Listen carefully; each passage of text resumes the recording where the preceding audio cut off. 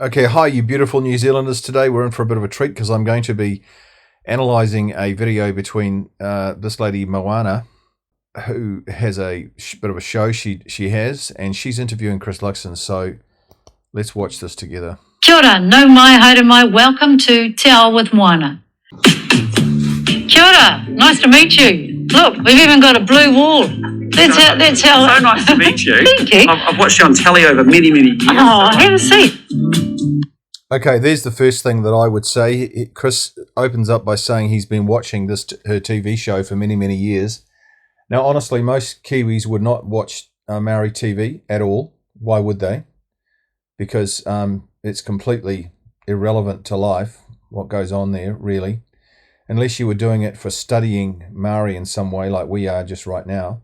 But most Kiwis just would not study Maori TV because they speak English. English is their main language, and they go to the English TV stations. But anyway, so immediately there's a red flag there with Chris that he's been watching Maori TV for years, he says. You know, she was always one of those people in our family that was always saying, you know, walk across the room, try and understand someone who thinks differently from you and value people. And so, yeah. Okay, this is a really big mantra of Chris, walk across the room and find out what somebody else thinks. And he also says over and over, we can disagree, but don't be disagreeable. Those are two very big mantras that he holds. But I'm saying to Chris Luxon right now that we're in a war situation. And I wouldn't imagine Winston Churchill going across the channel to go and talk to Hitler and try and find out what he's thinking and have a conversation with him, disagreeing but not being disagreeable. So there's a time and place to walk across the room and find out what somebody else thinks, and there's a time and place to disagree without being disagreeable. But the time is not now. We're in a war in New Zealand. We've got activists who are absolutely committed to taking over the country. What was your relationship with Te Ao Māori when you were growing up? Yeah, it's really interesting. Very little exposure. You know, growing up in Christchurch, many of you remember what Christchurch was like. What really shaped me was when I came back from New York to run in New Zealand. Okay, now this is where it gets really interesting because Chris Luxon was the guy who came into Air New Zealand that had not been Maorified at all, that company, had no Maori influence whatsoever, and he gave it massive Maorification makeover. Now, I wondered what made him do that. What is it that drove him to do this? And the answer is that deep in Chris Luxon's heart, he is an activist wanting to push the Maori agenda in New Zealand. So watch how this pans out. I went on quite a big journey there, and that was really, very exciting for me because... So a big journey means I was really intensely interested in Maorifying Air New Zealand. I started to realise just the immense talent that's in the Māori community. I worked with Annie Fitzsimons on putting Tuputoa, with supporting that, which was an internship program to get Māori students into the corporate pathways of New Zealand. Okay, so in Air New Zealand, he said he really focused on Maori employees and Maori getting scholarships and so forth for Maori. But wait a minute, Chris, there's 160 cultures here. There are nearly as many Asians are there in this country right now as there are Maori. I think Asians are running at 15%, Maori 16%. Why just pick on Maori? Why not have scholarships and programs for all the cultures who live in this country, who are all equal citizens in this country, Chris? Why did you just slick Maori? The reason is Chris is an activist. Through a lot of work with Ngāti Porou, who were very kind to me, built a good relationship, and then we started talking about business that we could do together. And then there was, Okay, what most people don't realise is that when Chris Luxon mentions Ngāti Porou, he's actually not really revealing the extent of his involvement with iwi inside Air New Zealand. Here's a headline: Air New Zealand partners with iwi to drive economic growth. Well, actually, if you read the detail, and I'm going to put the whole article that we found on this in the description of this video, but in New Zealand, Chris Luxon was working with Ngāti Porou in the development of the Mount Hikurangi tourism. He was Ngāti Porou was selling carbon credits to Air New Zealand, providing business leads. Air New Zealand was providing business leads into the Ngāti Porou networks. Air New Zealand will supply resources supporting Ngāti Porou environmental and conservation efforts. Things like this. Air New Zealand Chief Executive Chris Luxon, it says in this article, says the agreement signed with Ngāti Porou opens a new chapter in the role that the airline can play in supporting the aspirations of iwi around the country. So really, what we're saying here is before Chris Luxon even got going in politics, he was fully going with working with iwi in New Zealand. So he's now working with Maori businesses. Why not the Chinese businesses? Why not the Indian businesses? Why not the South African businesses? Just the Maori businesses. Why, Chris? Why did you single out just Maori? You're supposed to be a Prime Minister for all the people of New Zealand, and that airline was Air New Zealand, which means it's an airline for all New Zealanders. So why did you just focus on Maori, Chris? Things like tamoko and, yes, I remember all that drama. Yeah, but it was really good process to go through because essentially, we formed a network. I formed these networks inside the company where I'd get, I had 400 Māori, Pacifica employees in a network and giving them confidence to tell me, hey, listen, how should we be thinking about issues like this? And so tamoko. So what Chris is doing is he's going to the Maori for advice about how to run Air New Zealand in a Maori way. So what do you think he's going to do to the government? He's going to be going to Maori saying, how do we run New Zealand in a Maori way? And we've got evidence of that with Potaka, his Minister of Maori Development. He headhunted Potaka, and that is exactly what they are doing. Luxon and Potaka are left hand, right hand, working out how they can Maorify New Zealand. It's a big deal because in global aviation and global hospitality, you're not allowed to have visible tattoos. And we're the only airline in the world that does, allows people to bring their full self to work in that way. That wasn't without a scrap though, was it? Well, no, but I think in fairness, I think we went through that process really well. I had other people. So Chris was the guy who wanted to work with airlines around the world to allow people to, he said he's the first airline in New Zealand to allow tattoos, moku, women with chin decorations, into the airline. So this is pretty hardcore that he was doing this. And as I say, he's singling out Maori only. There's a lot of other cultures who have things that they would like to bring into Air New Zealand with their culture. But no, only Maori. That were very good to me. Arahia Bennett was really good on, there was issues around licensing of Māori words like Kia Ora magazine and things like that. So for me, New Zealand was a great experience because, we embraced te reo.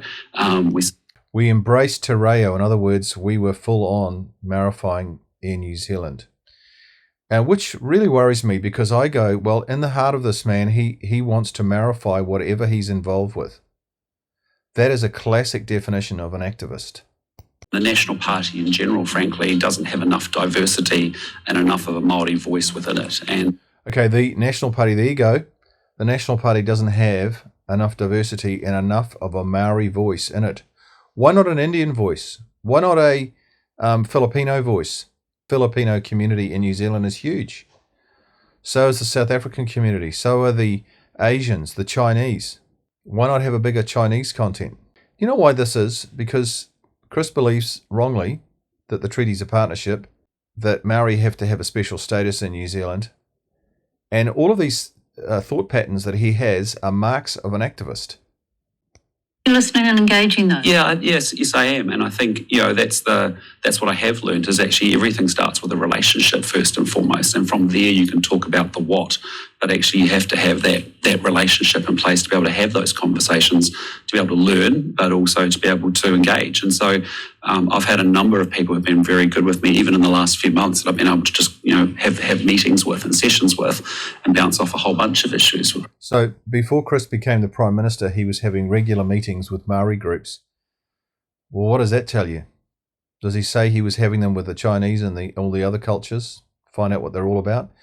See, if I was the Prime Minister and I truly believe that all people were equal in this country, that we're all settlers here, that we're all New Zealanders, if we're all exactly the same, I would have said, you know what, I've been meeting with groups from every one of the cultures in this country, treating them all absolutely equally to find out what their needs are, to find out what they're thinking.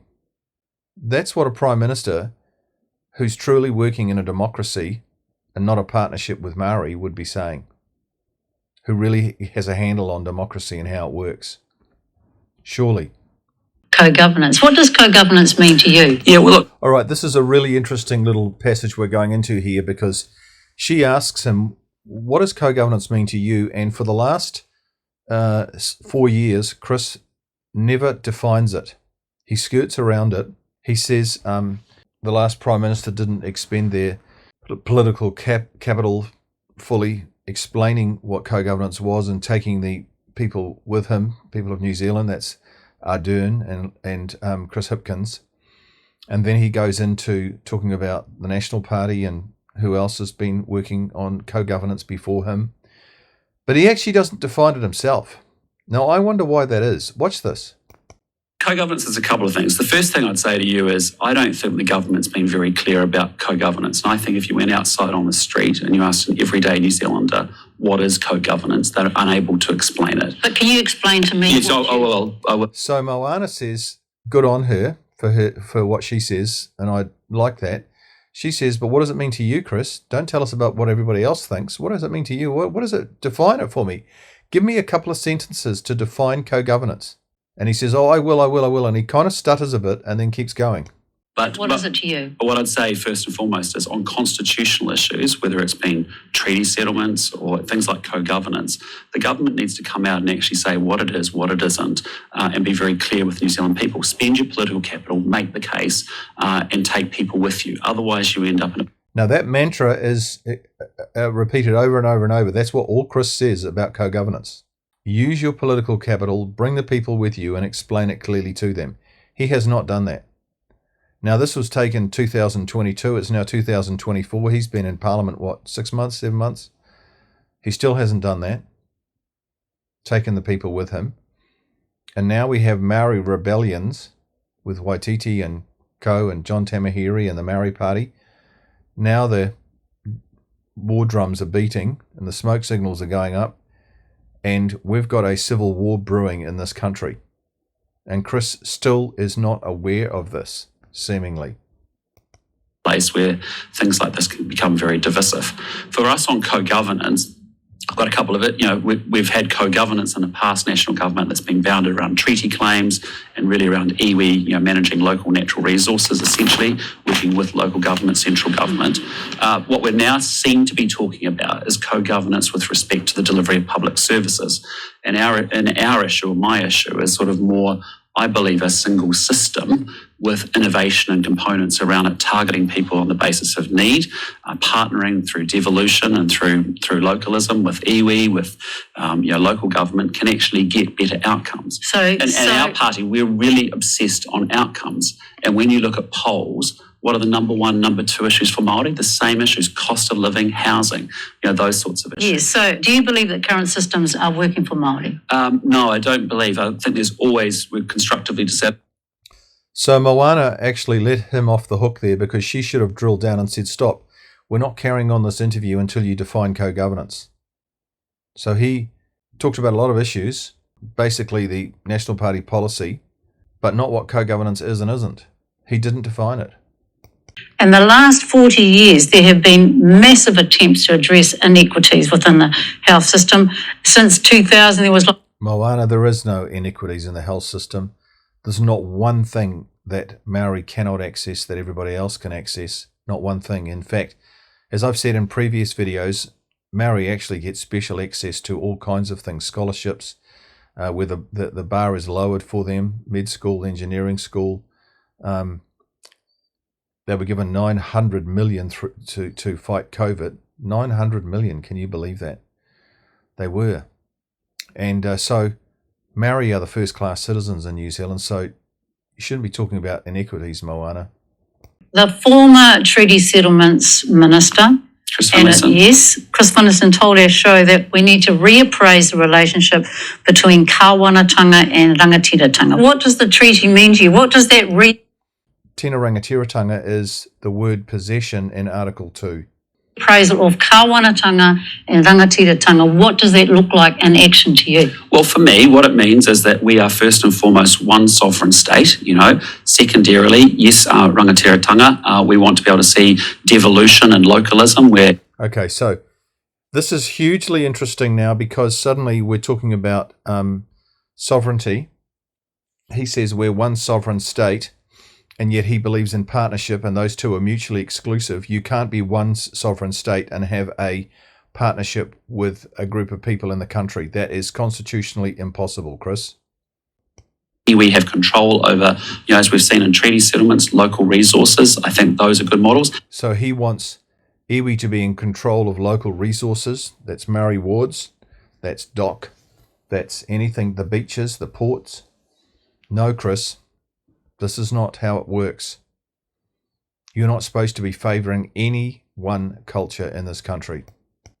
Healthcare, education, there is components, as I said, within the single system. It's quite possible where there is actually really good influence over Māori for Māori outcomes. That's great. We're very supportive. Okay, so he's talking about going into the education system and Maorifying it.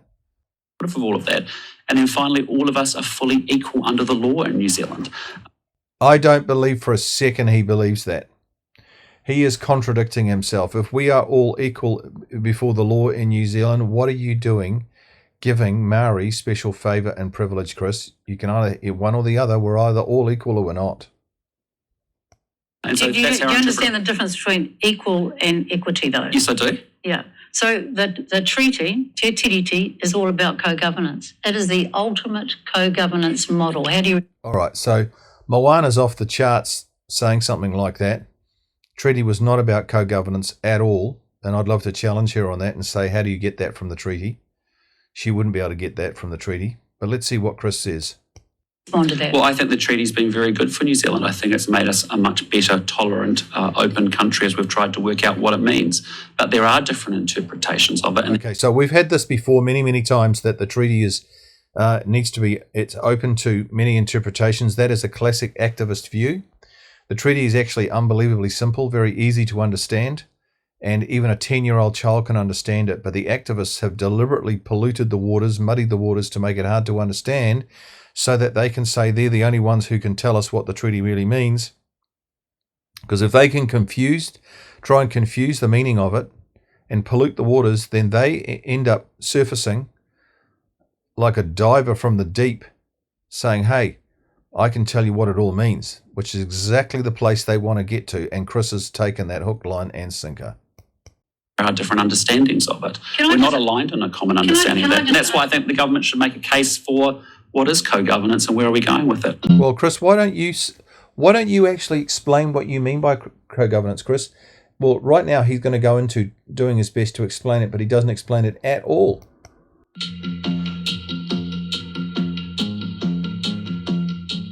Fundamentally, co-governance as a concept is not well articulated or understood. In New Zealand's history, whether it's been national or Labour governments, something like treaty settlements, everybody said, hey, listen, we're on board with that. That sounds great. We need to try and address wrongs from the past, as imperfect as it has been, but that's a good thing. Treaty settlements and addressing wrongs from the past is not a description of co-governance, but keep going, Chris. Taken New Zealand people on that journey. We have... Chris, you're not taking the people on that journey. Done that here on co-governance, right? I appreciate in Māoridom there might be a really... So he says we haven't done that here. Well, Chris still hasn't done it. He's been in Parliament for 6 or 7 months now, still hasn't explained what co-governance is, still not taking the people with him, and now we've got civil war brewing. Understanding and literacy around what we're actually going, what it's about and where it may be going to. That's not clear to everybody in New Zealand. And that's not fair, right? You're not helping. You're not helping with that conversation. Exactly, he's not helping with that conversation.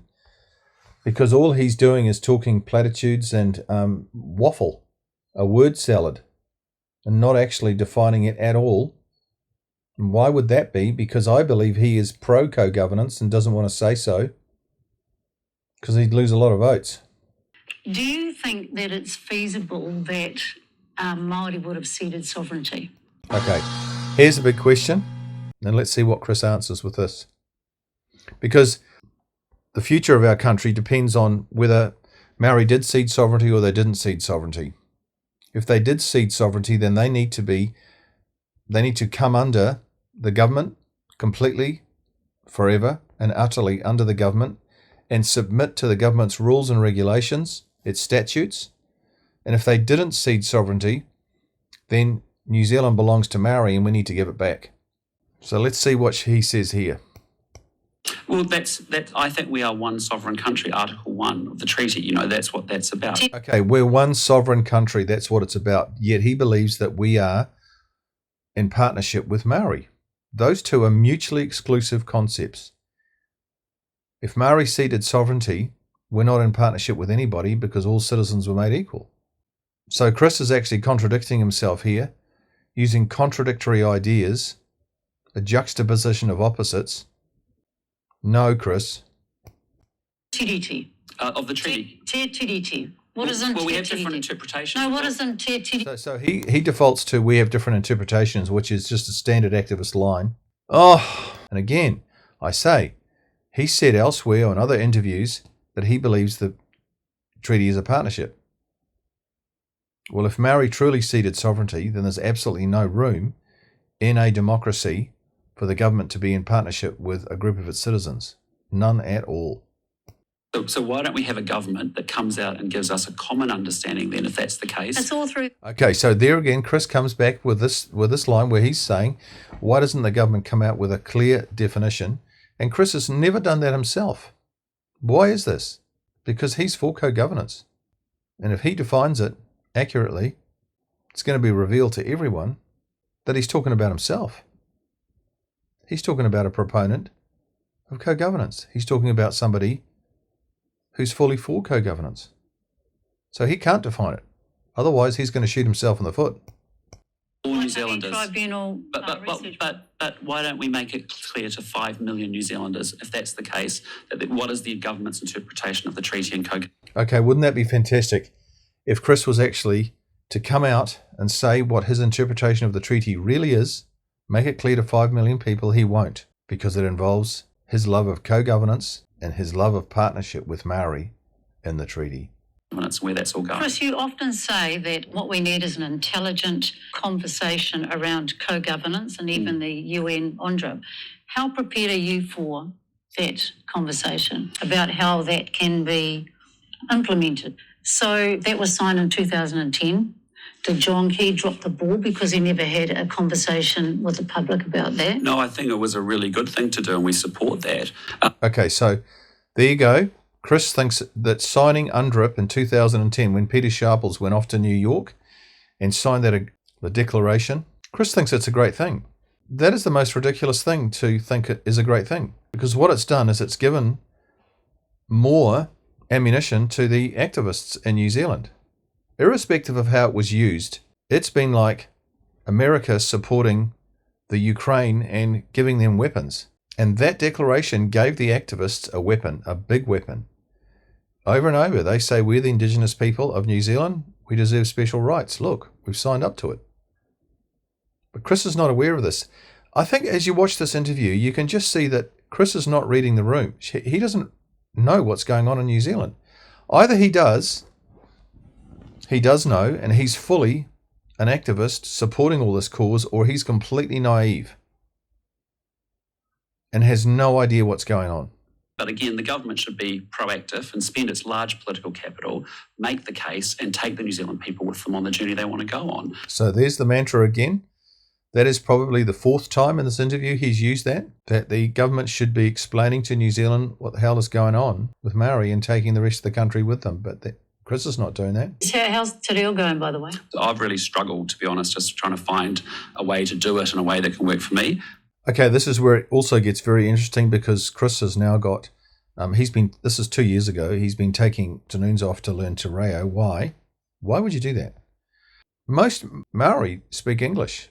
The stats say that it's 3% of 16% speak Maori, and those who speak Maori fluently, when they go about their work and their place, they go into town and they do shopping, they speak English.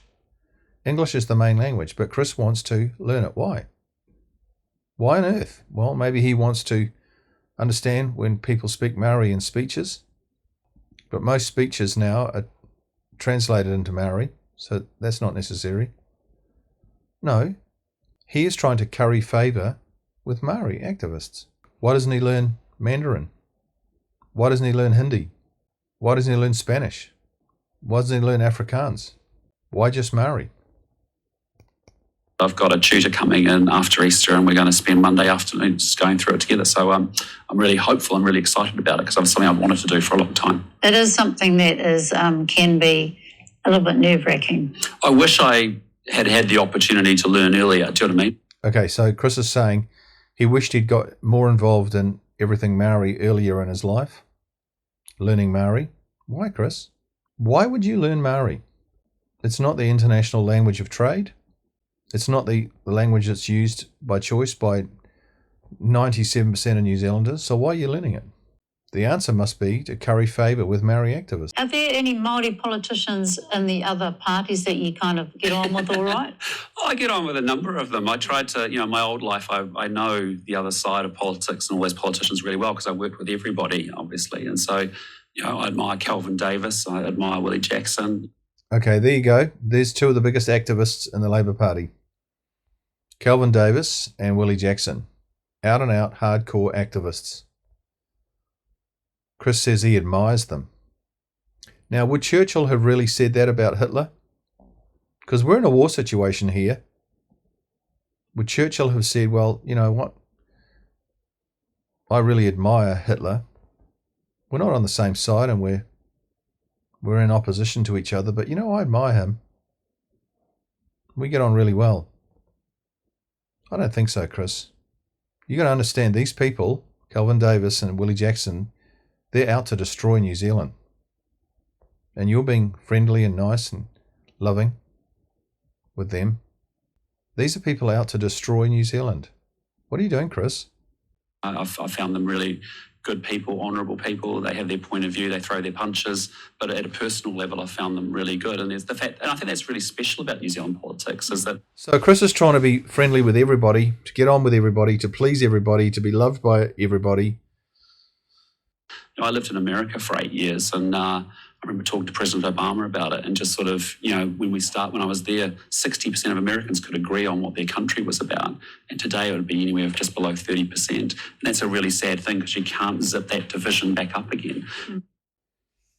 Okay, Chris, can't you see what's happening in New Zealand with division? It's getting worse and worse and worse and worse. And you're trying to be nicer and nicer and nicer to everybody, not standing up as a true leader. And it's getting worse. Chris, you cannot just be a nice guy and bring a massive correction to New Zealand to bring back democracy. There is a time to go across the room and be loving and friendly and give people a kiss. But now is not the time, Chris. Now is the time to stand up and be a true leader. Because we're in a war. And you have to be strong and take on the enemy full on. Unless you are the enemy. And we're working that out. Please share this video with everyone everywhere. The mainstream media should be reporting on the issues I am raising in these videos, but they're not. Why aren't they? Well, they're corrupt. Why are they corrupt? They are collaborating with Maori activists. There's no doubt about that. In the final analysis, the people of New Zealand, that's us, have ultimate power, not the politicians. Did you know that? The people can kick out the people in power and they can put them into power. How are we going to do that? Well, awareness is the key to change. If enough people in New Zealand become aware of the issues I am raising, we can save this beautiful country. So share these videos everywhere so that come the next election, we can vote the right people in and kick out the people who are destroying New Zealand.